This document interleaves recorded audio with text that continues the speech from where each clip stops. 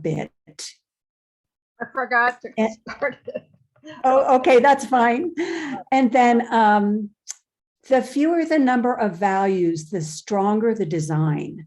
So when you're doing your no tans, you can just use black and white, or you can use black, white, and gray, or you could do four values, but not much more than that. Definitely no more than that, because you're going to get away from the major design. So I'm just going to show you. Oh, okay, wait, I can't forward this because it's telling me I need to say got it. Oh, okay. All right. Okay, so when I go out every spring, I love to do the mustard fields. And these are from several years. In fact, this one here was the plein air piece, and this was the studio piece based on that one. And this year I wanted to go out and do another one. So this was near my house, and I thought, okay, this is easy. Nice big shape here, a beautiful foothill here. I think I'll ignore the houses as much as I can, and then put in a bunch of mustard with maybe some darks riddling through that. So my no-tan looked like this, and it was going to be an 11 by 14. And as I looked at it, once I got to that form, I'm going, well, this is about the same distance as this and as this. So that's kind of boring. It's not dividing the space up well. And I had a long, skinny 10 by 20 inch panel in my car. So I decided to try it as a long, skinny. And I like this much better because it wasn't about the mustard. The mustard in here, which I put in as white, was more of an accent that leads you back to the mountain. And then I put in a few devices here to get your eye to move back. You've got a little shrub here, you've got a little tree shooting up that way, and it kind of brings your eye around and down through this tree. So this is the painting that I did based on that no-tan and that scene. And again, I think it was pretty successful at doing what I wanted it to do. I think the mustard is not overpowering, and that it really became more of a painting about the mountain in the background and how to get your eye to go back through that.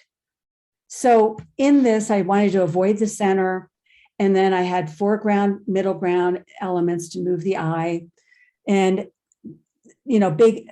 sharp edges, high contrast will attract attention. So there, I put a little bit of a sharp edge here just to have a little something there, but I think that, you still would move through the piece. It doesn't stop you. So this is another one I did actually with the Monterey Bay painters.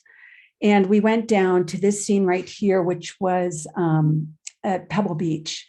And this person right over here was Will Mahler in front of me painting the same thing.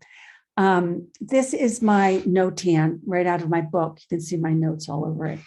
And once I did that, I realized I really liked the idea of it. I love this strong dark behind the house. I like the way all of this was sort of leading your eye up to the house. But when I put it down there, the way the photo is, the house was smack dab in the middle of this vertical here. So I decided, without drawing it again, to just pop it up higher. And I think that really saved the painting. I think it's a much better composition for that. But if I hadn't done that no-tan, I would have noticed it. Okay, this is one I did in here in Tahoe, and I am in Lake Tahoe right now.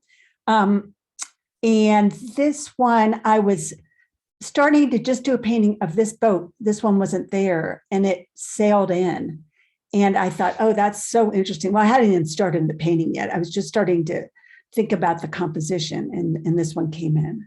So here's that scene, and here's my no-tan, which when I did this one, I just go, that is so abstract. And I really like the abstract qualities of it.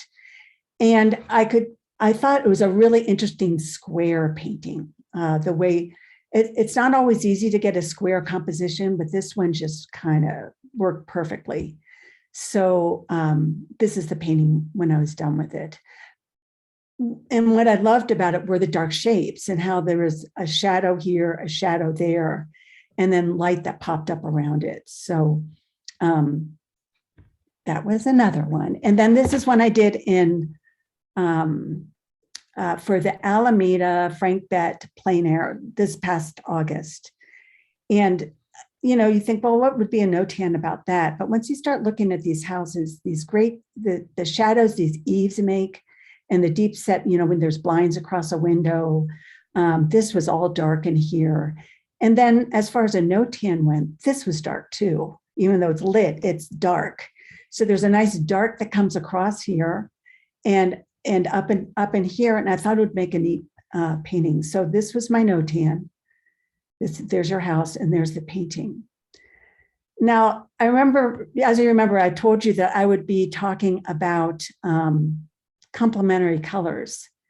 And you notice that this got a bit away from the green color and I kind of pushed the yellow because I was putting some purples in and I just thought that would be a better color vibrancy for using complementary colors. So just giving you that little bit. Now, I did this little film. I met my friend Randall Stouse up down in Pebble Beach.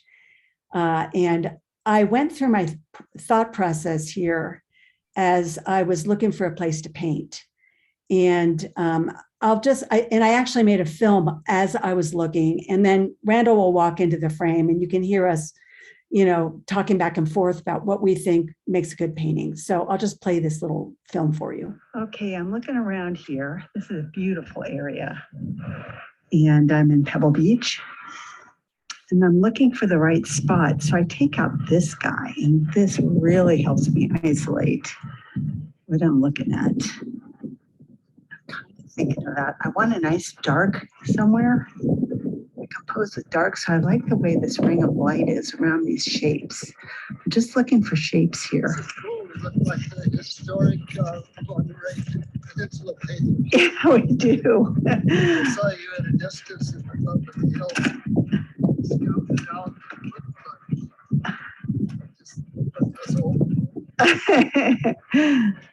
This is just gorgeous up here. I had to get back on this a little bit so I can get to those trees at the top of the hill. I'm liking the shadow pattern up this way and the composition in the darks here, as opposed to over here. It's gorgeous, but it's all lit by the same light pretty much. It's not as dramatic. Yeah. And I bet in the afternoon that would be an amazing scene. I think you're absolutely right. Yeah. And then those trees up in the distance kind of fade out a little bit too. So that makes it interesting up to the right-hand side of that. Oh, yeah, they do. Yeah. That's, yeah. Well, you know just what to look for, you know. Oh, So important. well, I'm looking for dark shapes. I'm only looking at the shapes. I'm not getting excited about, oh, look at those colors down there. Yeah. That's like the siren's call and it'll just throw you right off. But if you just look at a nice dark pattern, Yeah, I think that's where it's at. yeah, I agree. Okay, somewhere in there. Okay. So I thought it was kind of interesting. I just happened to have that on my thing, and I thought I'd share that with you. So there I am, and I'm going to do a no-tan. And this is one reason my no-tans are so rough is I'm rushing to get to the painting before shadows change, and I'm excited and I want to get going on it. So this was my pencil really quick right out of my sketchbook. You know, and you notice that that's a purple background. That is white in the shadow. That's how purple those shadows are, which I thought was really interesting. So this is the scene I decided on. And then I made a better no-tan for you so you could see kind of what I was looking at. I wanted to have a big a big path of light here and smaller path of light here, and then a big shape and smaller shapes, because that's what moves space, is when your bigger things are up front and they kind of taper off as they go further back. And remember this shape, it sort of reminds me of the United States on its side a little bit. So because things went a little off as I developed it, not bad, but this, so my next thing that I always do is just mix a whole bunch of color for about 6 different values, maybe 2 or 3 darks and 2 or 3 lights, so that it's all mixed, looking at it at the moment I'm looking at it. And I'm talking plein air now, I'm sorry, and I hope this doesn't bore you. But when I do it that way, I can apply the paint quickly and cover my canvas quickly so that I can start comparing. But then when you're working with oil, just the having that bare canvas or linen that I use, half of it is just getting an oil slick on it so that you can play with it. I don't know how else to explain it. So that first initial lay-in is really rough for me. So here's my dark shape and the trees in the top, you know, and leaving some white, and then putting a little bit more dark in it, and developing the tree line a bit. And then I kind of put a bunch of like Scrabble in here, just so that when the light comes in, I've got those modeled shadows of the footprinty kind of dips that sand has. You can't have it just be perfect. It's always so different. So this is how it ended that day. And I took it home and worked on it at my studio a little bit. And you can see that shape change a little bit. And we're going to talk about that because that's the final piece. And I'm very happy with this piece. I think it's kind of wild and went crazy. And I kept thinking I needed to tame it, but then I thought, no, it's okay. Let it be. You gotta, like, you have another idea in your mind, but something else comes along, and I compare it to loving your child for who it is, not for who you want it to be. So, but the problem with this shape in here is it mimics this shape in here. And I don't like that, but I'm not going to fix it because I like a lot of other things about it. But that's where, if I had paid attention to my notan, I would have fixed that. But in the heat of the moment, you just start going with it. And I lost that initial design. So I think it's important to go back to your notans and see if you followed them, if something went wrong. But sometimes, sometimes you get lucky and things go better. Okay, I thought I'd take just a moment here to see how this is going for you, if I'm going too fast, if you have any questions. I still have lots to cover, so don't feel put upon to ask a question. But I can't turn on chat.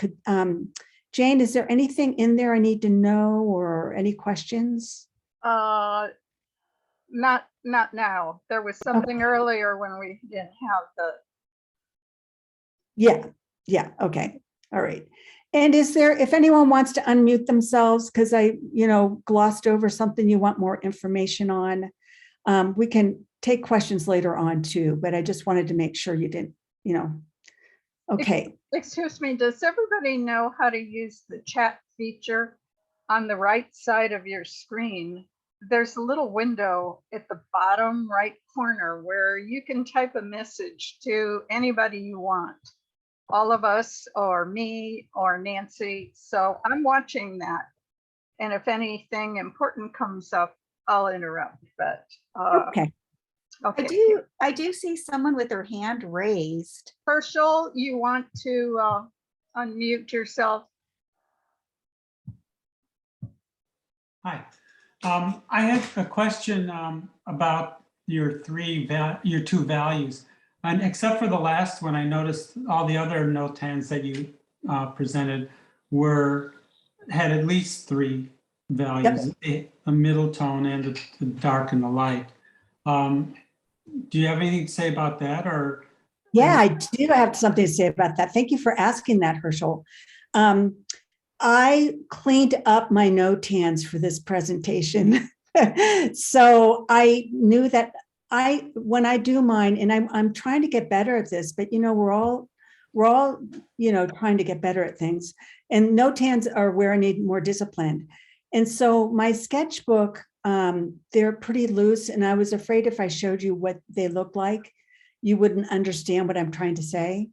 And with those two, with the mustard, I really wanted to make that brightness show out. And I thought it needed 3 values because there were 3 values in my mind on how I approached that one.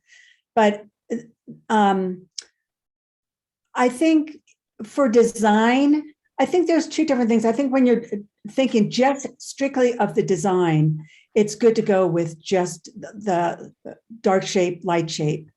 But there's always going to be a supporting role with other values. So if you need that to pull something out, it's fine. Does that answer your question? Yes, sort of. Okay. All right. Okay. I'll keep going and we can talk about this a little later on too. Okay. So now we're going to talk about a little different tack now is lighting. And I think all of us who do photography or still lifes, maybe go out and get inspiration to bring into the studio. Lighting is a big deal. And in fact, Jane said, why don't you talk a little bit about lighting? And I thought, well, that's a good idea. And she said, when's the best time to go out and take photos? And I said, well, that depends. Of course, everyone knows the golden hour and everyone knows mornings are good because the sun is low. So you want that low sun. But the seasons are so different. In fact, I'm going to walk you through. This is a place I go. I go to this is my Mecca. It's a private property down in Almaden, and I go to paint this truck. And I've painted it in many different times, and I pulled out 3 times. This was last April. And at 9:30 in the morning, it had a shadow across it. And I was thinking about trying that. But by the time I got it all drawn, the shadow was gone and I had the truck. So I painted it somewhere between 9:30 and 1:30. So there was a bit of a shadow coming out from that truck. But I think this was probably a better painting for me to try doing than that dark one, all dark. It was a little challenging, but so this was from 9:30 to 1:30 in April, and the sun was getting overhead, but I got with my notan in my notes I was taking where the sun was, I was able to pretty much freeze maybe I would say probably from 10 to 11:30 light. So from 9:30 to 10:30, I was getting it drawn out. And then the light was just kept getting a little better for what I wanted to do. So so there's April for you. Now this is August. And this is August at 6, and the sun sets at 8 p.m. But the sun sets at 8 p.m. if your horizon wasn't interfered with foothills. And there were foothills all around me. So the sun was really setting in about an hour. And I had to go on this one really quickly. But I just love this scene because I love the way that shadow was going across that door. And boy, what a different environment than in April. It's so dried out. And so I did this one really quickly. And I ended with this, and I thought I was going to take it to my studio and clean it up. But when I got it home, I said, no, it's kind of cool, just really rough like this. It doesn't have to be all defined. And a thing I really liked about this one was I translated this into these yellows, and then my darks I put in kind of a purple, not a strong purple. It's muted down a little bit, but it helps with that, with those 2 complements. And then the red orange, I've got this green to play against it too. So I thought that was, I was kind of using my brain with complements as I was doing this piece. And then this is November. So in November, the sun is like way over here. In April, it was more over here. And in August, it's just sky high overhead. But this was at 1:30 in the afternoon, and I'm getting backlight. And I'm getting a great shadow there. So 1:30 in the afternoon was a great time to go out and paint. And I finished it, this is as far as I got at 3:45. And the sunset was going to come in at 5. So I didn't really have that much more time. You can see it's really getting to be the golden hour there. So again, 5 o'clock, but there is a foothill here. So it was probably just, a half hour from sunset there. And that was the final painting. Again, this was, having all these darks around this, greens against the reds, the having a path of light that leads your eye through on up, but not overdoing. It's more dark than light, but then it reads about, it's a painting about light. So I think that's interesting. Yesterday, I mean, you guys all know this. This is not rocket science, but I shot a picture, a pano of, of my backyard here in Tahoe. And this would be July. And then I have this thing called Lumos, and it shows where I can set it for any date. So this is set for July the 12th this summer. And this is the horizon. This is what time it's going to rise. And it says right here, 5:45, and you can see that's about 5:45 right there. And this is the arc it's going to take in July. It's just going to pretty much shoot straight up. And then here in December, it's way over here. It rises over here and takes a long, slow arc, and it just stays low in the sky all day. It's going, what that trajectory is going to look like. Nancy, So, yes. Linda says your screen isn't working. Oh, I see it okay.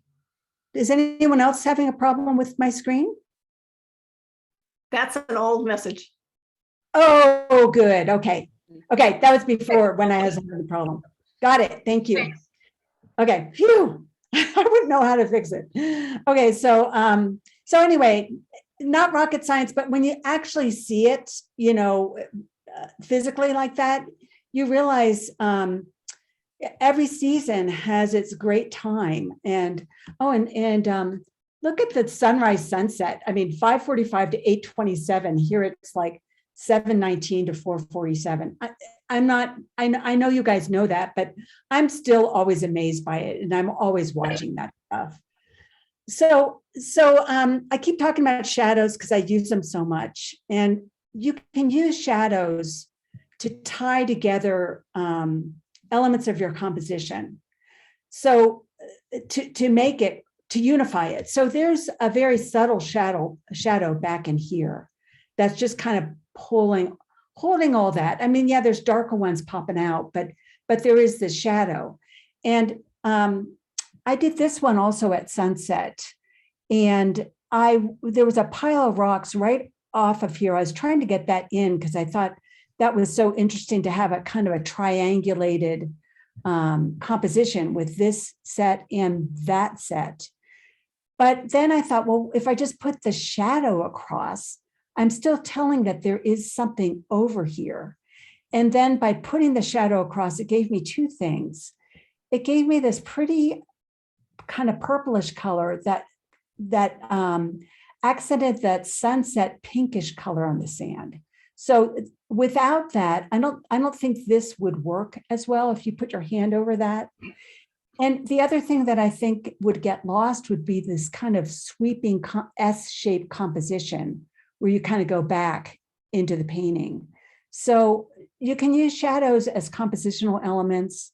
And I know if none of this is rocket science. This is probably like, yeah, duh.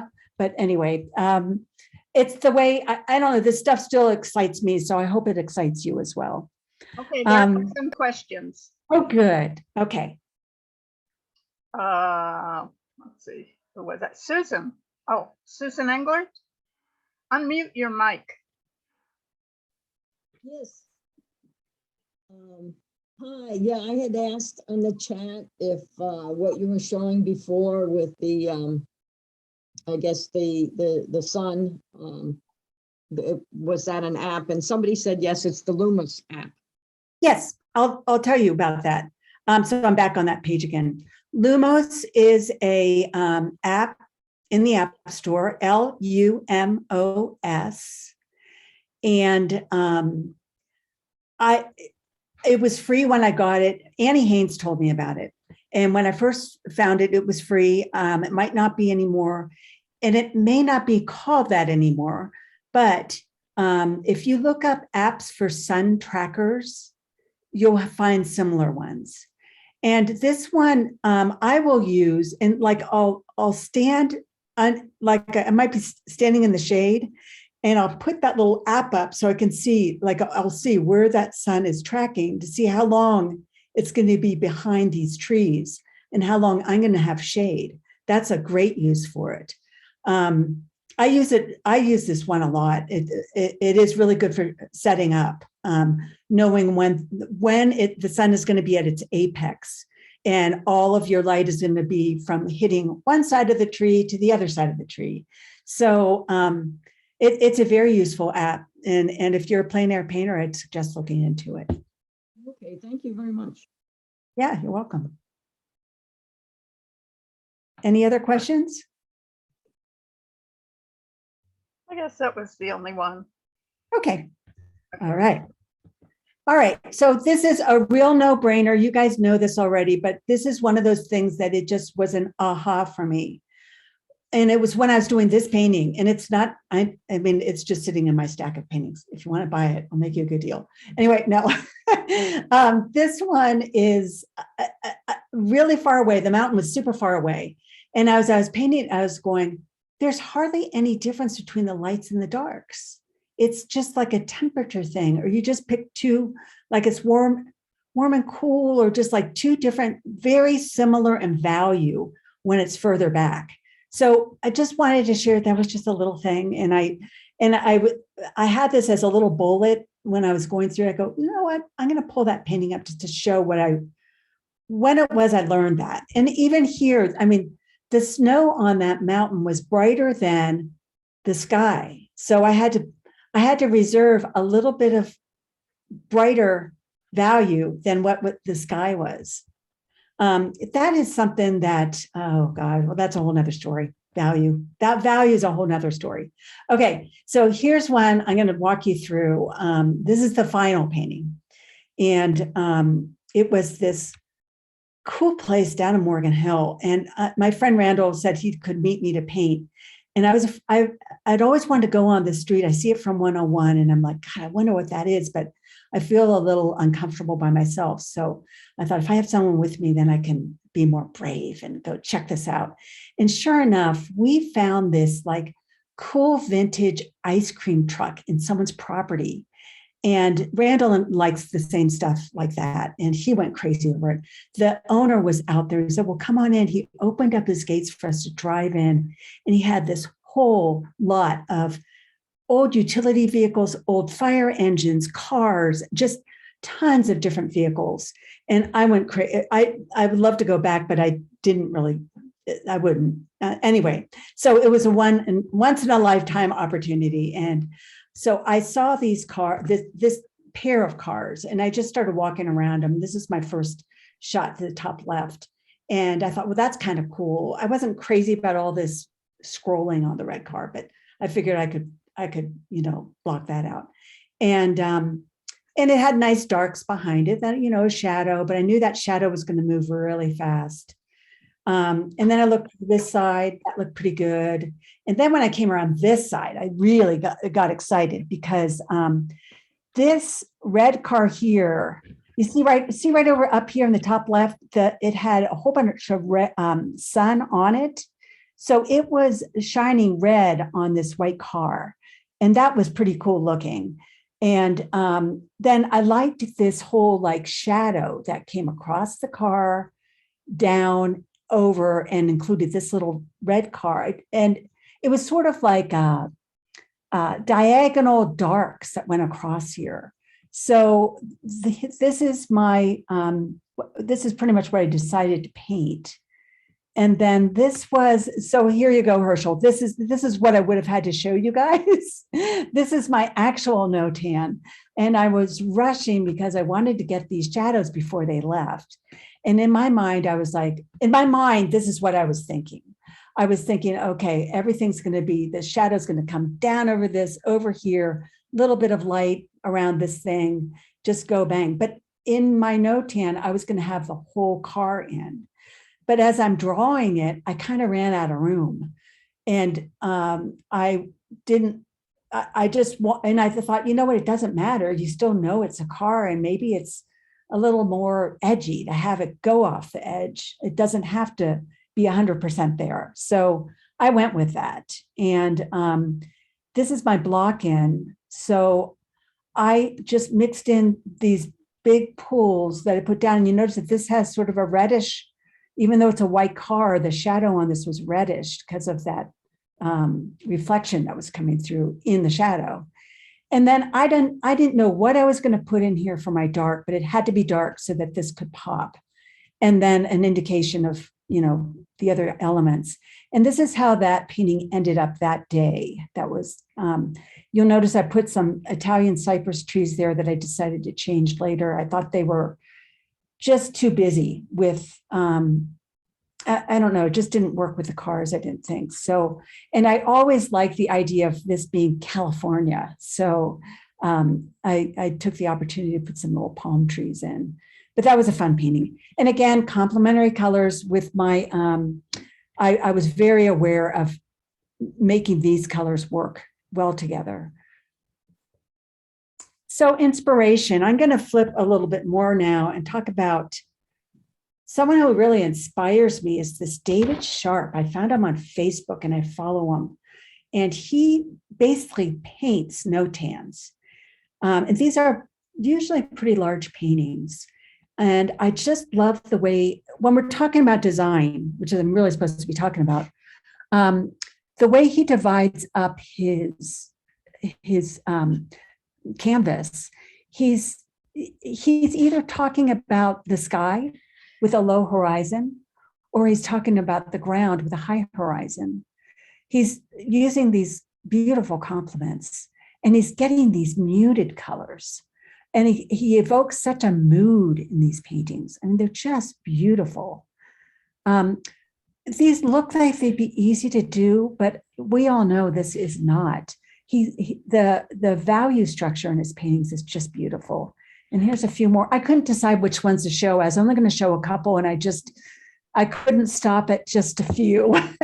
But this, and I was looking at this one, I'm not sure, but I'm wondering if it's the same house where it's saying two different things. This is about, you know, the elements and the smallness of this house. And this is about the largeness of this house and the overpowering. So, and all of that is in design. It's all in how he frames it. Could have been the same thing, but he frames it differently. So this was what he had to say about his work. I pulled it off his website.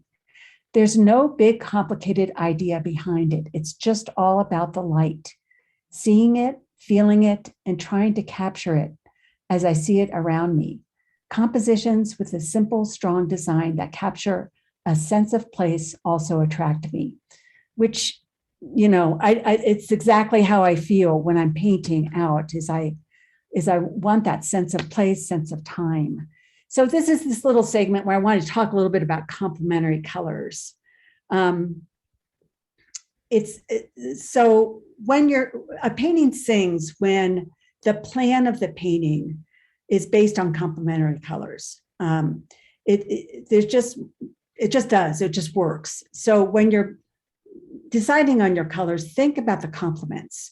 And they don't have to be hit it over your head complements.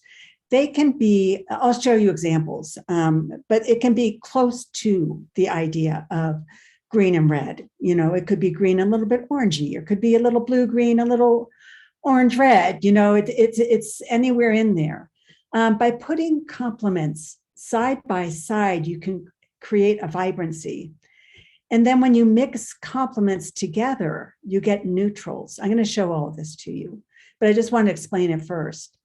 And when you put a bright color next to a neutral, it really pops the color. So complements, to me, using complementary colors really help to really help in the color of your paintings. This is Jim McVicker. And one of the first time I ever saw his painting, it might have been one similar to this or this one. I think it was even more exaggerated, but there was all this orange and red in these greens. And when I zoomed in on it, it was like, these just sing. If it was just straight green, it wouldn't have the vibrancy. So he might underpaint it. I'm not sure, or he subtly puts it in. The other person who paints like this is our own David Stonecipher. He does complementary colors when he's laying in his backgrounds. So you'll often see him putting in a alizarin crimson for a green field. And then he comes in and puts the green on, but bits of that alizarin pop through. So I also love the way this, he adjusts his greens for the depth. This was a warmer green. These are cooler greens. I just love this one. And then this is another of his, where the neutrals, he mixes these neutrals that just pop these other colors. So look really closely, like this is a purple mauve, oranges. And when you put these, like a mauve with these greens, or a purple, an off purple with the greens, they're not, it's not your traditional purple, but the greens can almost be like a yellow. You can use them as yellows when they're this bright, this yellow green. You can see back in here where he has kind of blued it down, but put in some warmth. So you get that warm, cool, playing with each other all the way through this thing. It's really a beautiful painting.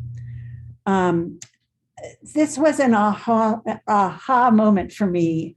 I'm going to talk about when I was painting this scene. I was in France with a group of painters. Paul Crater was one of them. And I was struggling with this green back in here because it was so green. I couldn't see how to push it back other than to blue it down. So I kind of blued this down, but he came along and said, gray it down. You can put a little tiny bit of red in your greens and that will sit it back. And that was counter to everything I thought I knew about color, because I thought in landscape, the reds drop and the blues are what carry. But if you look at his landscape over here, he's got these greens, and you know that these trees are just as green as those trees, but they're further back. So you have atmosphere. And the greens that he's made here, he's mixed some red, if they look purple, but so there's a little red in from these greens. It's a gray, green, purple thing. So it was just kind of an aha thing that you use your complementary colors to help move space. Oh, and this is Scott Hamill. Okay, this is one other great thing that I learned from, well, first we're going to talk about Scott's painting, and then I'll talk about those rings and why I put them there. Scott's painting, again, it's a green tree. You know it's a green tree. And pardon my dog. That's not supposed to happen. This is, okay, so this is the dark green. This is the same color, but he's pushed it back. He's put some blues in it. He's put a little red in it. It's grayed down and grayed down further here. And notice his edges. His edges are sharp in the foreground. They're softer here and really smushed out here. So your eye doesn't get stuck on the edge back here. It moves back, but it doesn't just get stuck there. Now, this whole no-tan is dark in the foreground, dark up in here. So that's probably 2/3 or, over half of it's dark. And then you read back and you see the lights. Great correspondence between the sky and, his negative shape with his positive shapes. So I put the rings in here because that was another little nugget I got from my friend Rick Gaitis, who's an architect. And we were painting together a coastal scene, maybe Lake Tahoe. And he was trying to explain to me that when you're standing here painting, pretend you're standing on a circle, and you take that circle and you throw it further away. And as you throw it, it gets thinner and thinner. And it was just a good visual for me. And it really helps with design too, because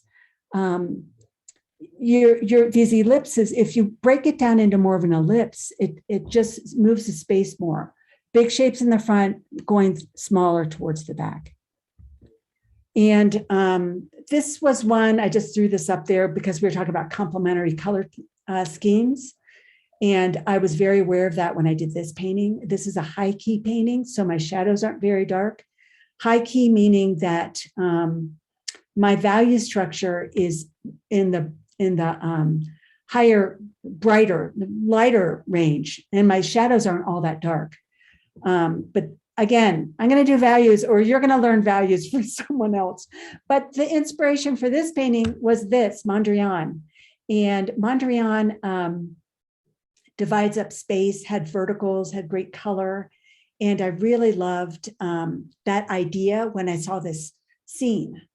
I did do this little video. What time is it? It's 5. I think I have time for this, of when I actually painted this and what I was thinking. I have been eyeing this scene for over a year, and I'm finally doing it. It's out on the old naval base in Alameda, and it's sort of a sketchy area, and I finally felt comfortable enough to do it. This is just a start, and this is a study I did off of it about a year ago from a photo. And it's just sort of a cool design, I think. So we'll see how it goes. Okay, so it's kind of cool that I have some of this footage, especially this painting, because it won Best of Show that year. So so it came with a lot of planning. Whoopsie. Sorry about that. It came with a lot of planning. I had gone to that, I had started it a year ago, and I didn't feel safe, and I went back again and with a plan, and could kind of bam through it. So anyway, so this I think is, well, one of my last, no, I got a couple more examples, but if it gets too long, you guys just, let me know. Okay, so this is a scene I saw in Tahoe that I was walking my dog, and I saw the garage door was open for the first time, and it rarely is open. So I thought, I want to do that painting, because if it weren't open, it would have just not had the intrigue to me. It really made the painting. And I love the vehicles in it. So I decided to go for it. So I was looking for a story, and I was looking for large shapes, and I'm going to walk you through how I did this. Okay, well, anyway, so here's the way I'm looking for my scene. And I liked the idea of it being kind of a working place. There were trucks around, kind of haphazard. And I like the way the light is, obviously, too. And that was my notan. And, what I did to make these notans is I pulled up my original notan into Procreate, and I just tried to clean it up a little bit with, a quick thing. It's probably, but I just wanted to show the relationship between the light and the dark. And I did leave a little bit of another, it was sloppy.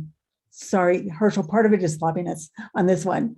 I could have done this in two values. Nancy, Okay, Nancy, there's a question about notans. Oh, okay. Oh, Rada, unmute.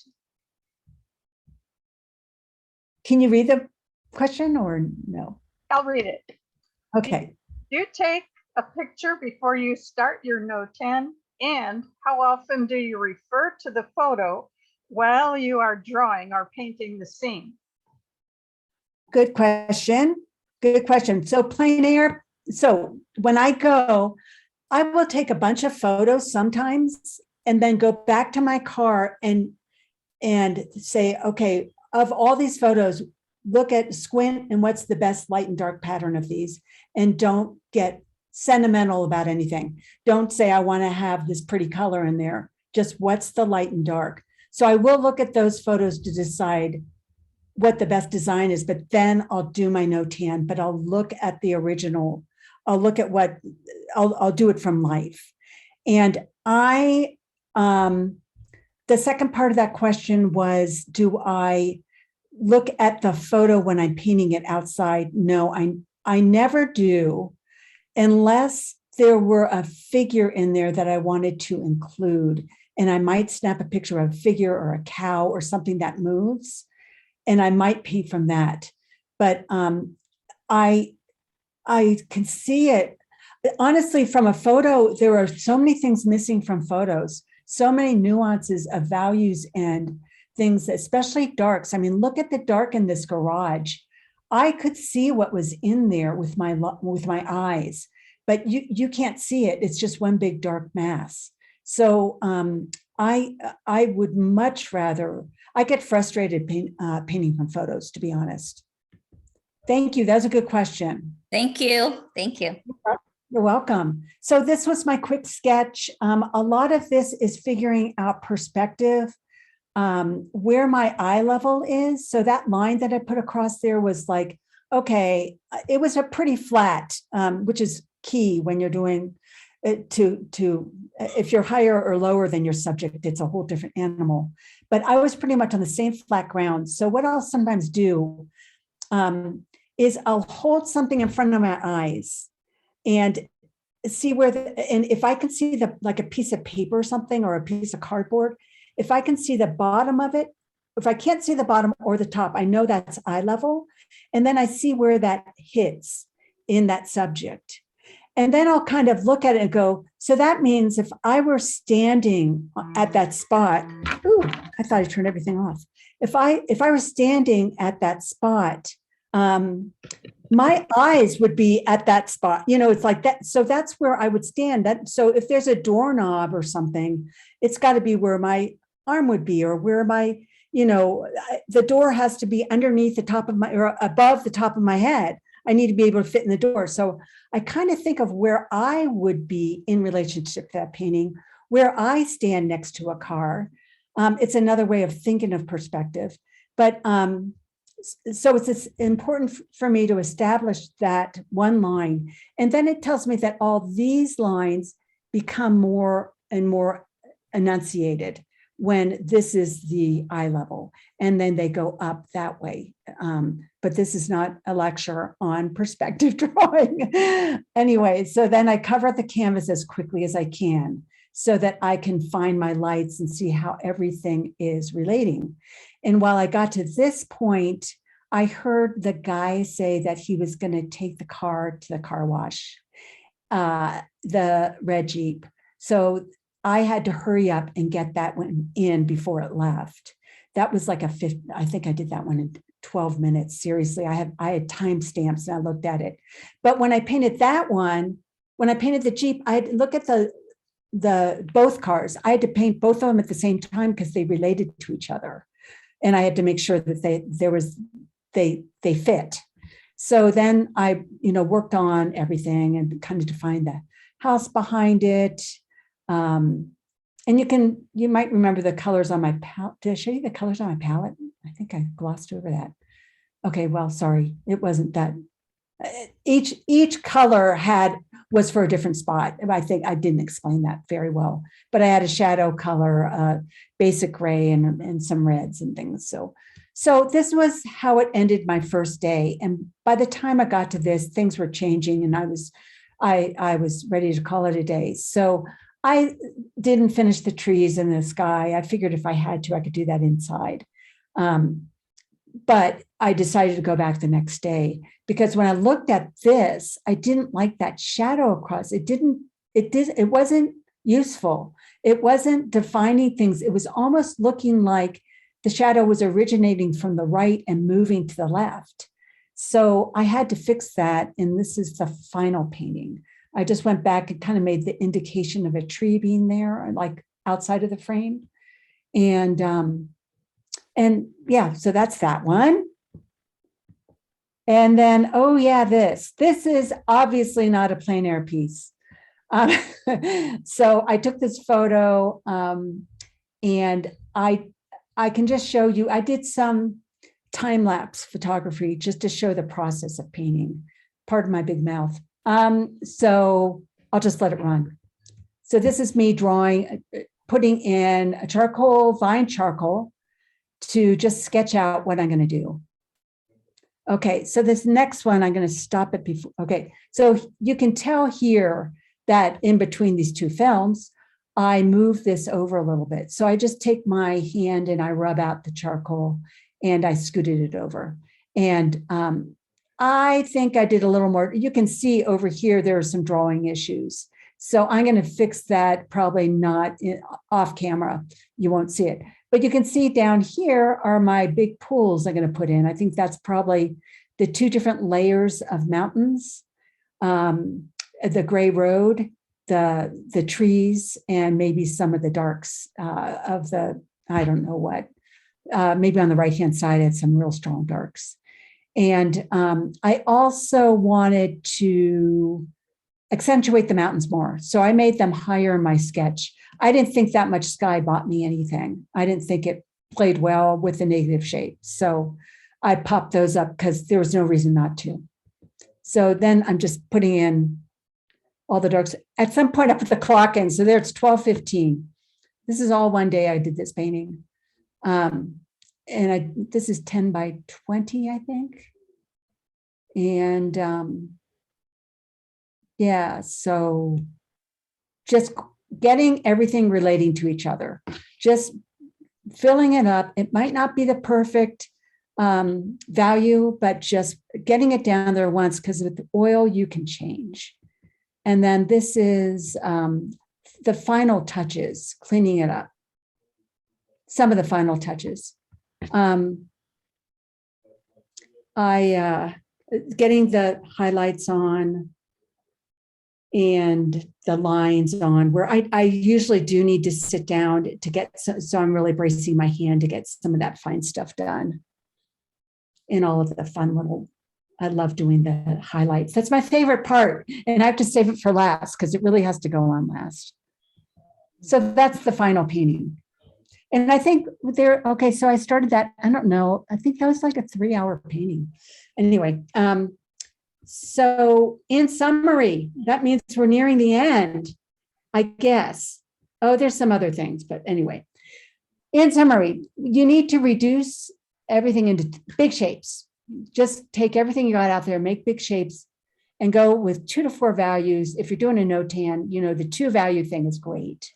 If you need more than that, you know, it's up to you.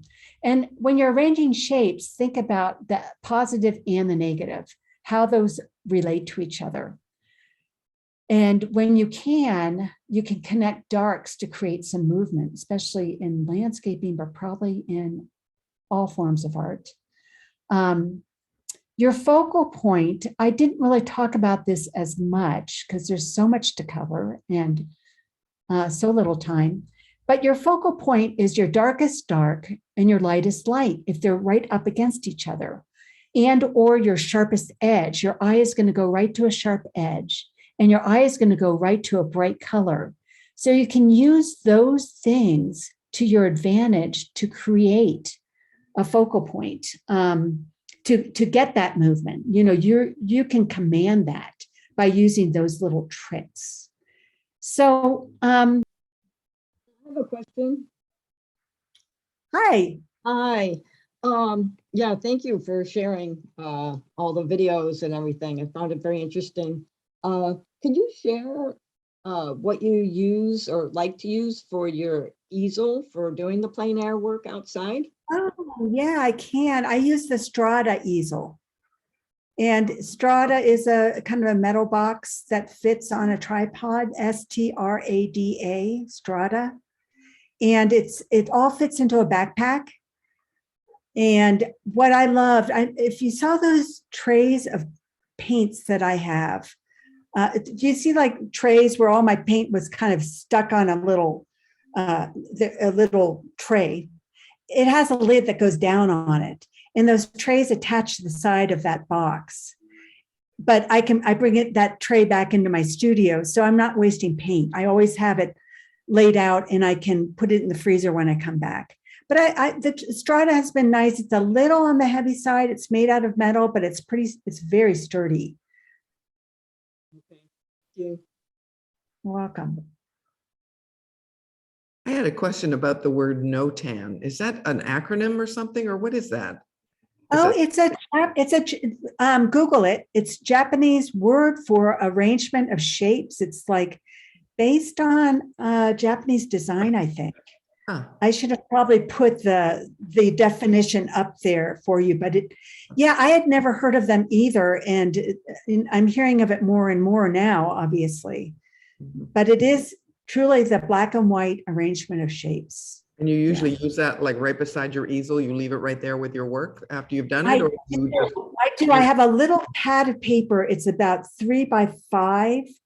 And when I use that viewfinder to look for my scene, I'm adjusting the viewfinder to see do I want it square, do I want it long and skinny, or do I want vertical? And then I just take that viewfinder and put it right down on my pad of paper, and I trace the inside of it. So it's exactly the orientation that I was looking through. Mm-hmm. And so it's little. My NOTANs are just, 2 inches by no more, a couple inches big.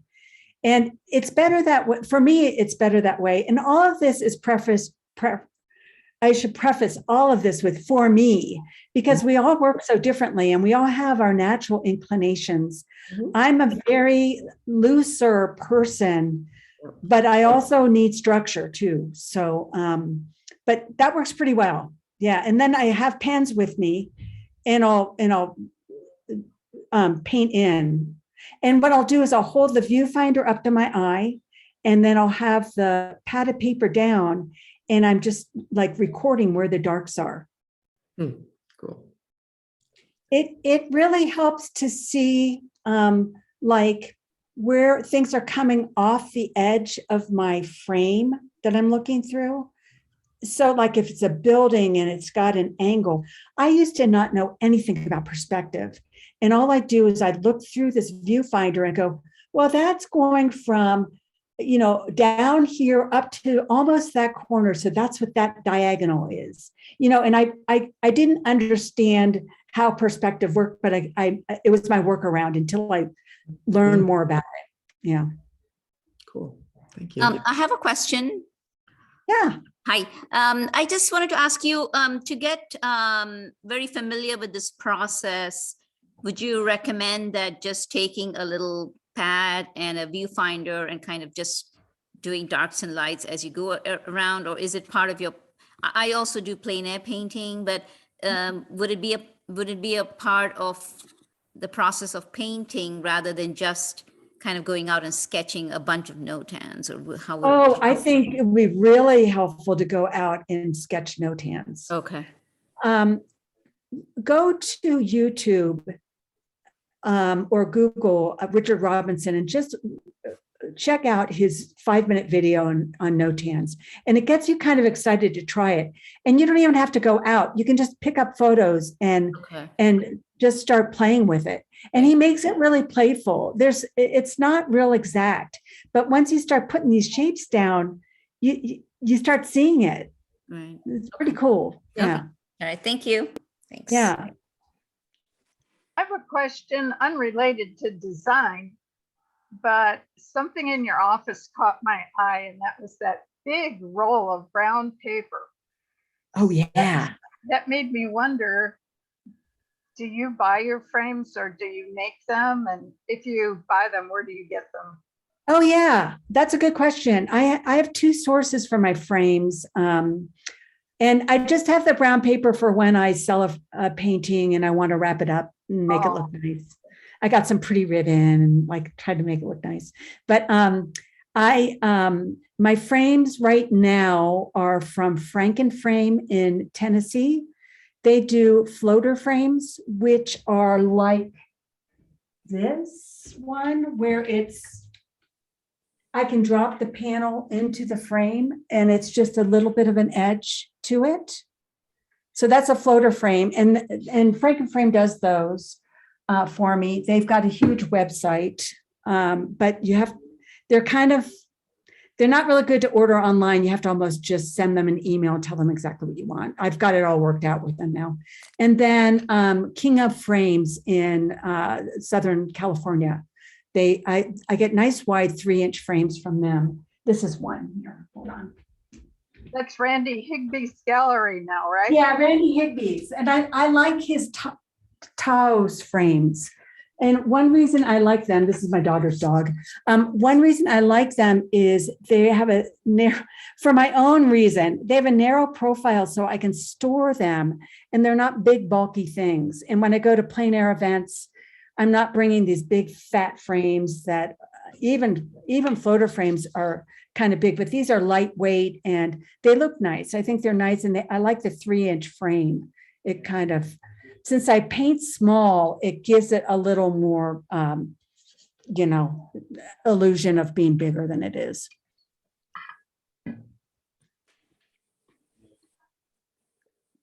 Thank you very And- much for your presentation, Nancy. This is Thank very you. good. Yeah.